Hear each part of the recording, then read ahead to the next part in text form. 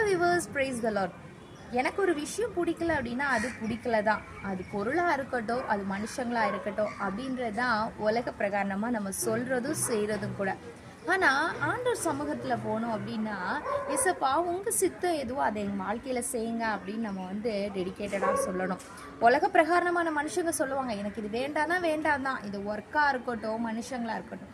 ஆனால் நம்ம ஆண்டவருடைய சமூகத்துக்கு போகும்போது அது எவ்வளோ பெரிய பிட்டர்னஸாக இருந்தால் கூட, எசப்பா இது உங்கள் சித்தத்தின்படி நான் அதை செய்கிறேன் அப்படின்னு சொல்லி நம்ம அக்செப்ட் பண்ணும்போது உண்மையாகவே அது ஒரு கிரேட் பிளெஸிங்காக இருக்கும்.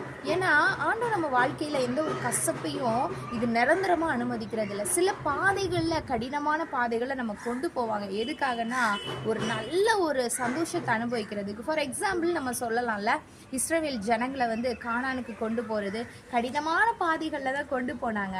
ஆனால் அந்த கானானை சுதந்திரிக்க அவங்களால முடியாமல் போனதுக்கான ஒரே ரீசன் என்னென்னா, அவங்களுடைய அந்த டிஃபிகல்ட்டிஸ் எல்லாம் அவங்களுக்கு ஃபேஸ் பண்ண ஒரு ஸ்ட்ரென்த் இல்லை, அவங்களுக்கு ஃபேஸ் பண்ணுறதுக்கான மனம் இல்லை. இப்போ பார்த்தாலும் முறுமுறுத்துட்டே இருந்தாங்க.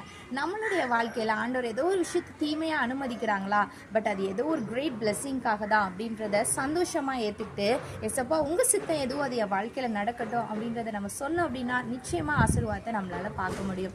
மே காட் பிளஸ் யூ. பை.